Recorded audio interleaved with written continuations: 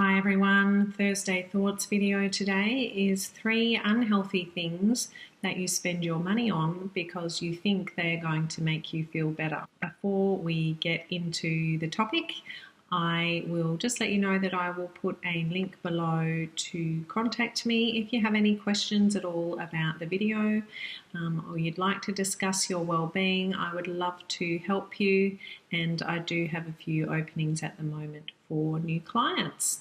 So let's get into the topic. Are you always spending your money on things because you think they'll make you feel better or they'll make your life better, and then the next week you find yourself having to fork out some more dough because in fact nothing has changed?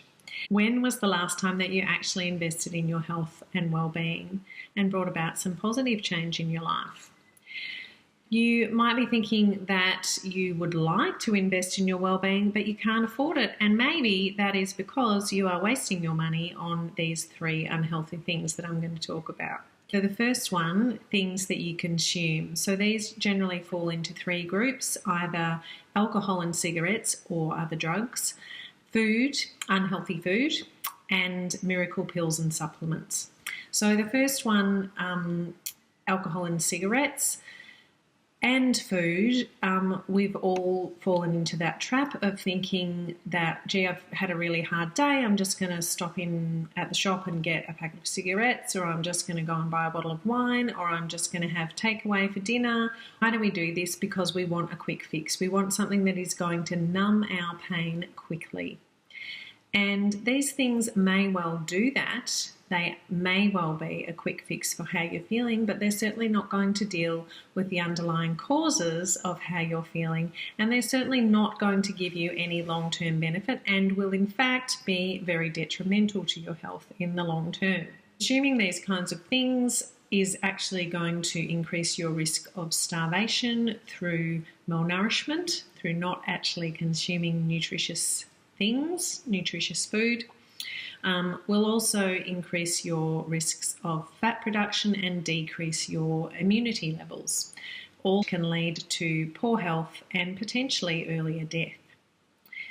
So the miracle pills and supplements category is slightly different. It's not something that you're likely to, on the spur of the moment, go out and get. You will have to have learnt about this thing, whatever it is, done some research, and then begin taking it. The bottom line here really is there is no miracle pill for anything. If you want to improve your well-being, then the good news is your body has the innate ability to heal itself if your energies are in balance. The second group of unhealthy things that you may waste your money on are things that you buy as a distraction. So basically, the first thing here is that shopping itself can be a distraction.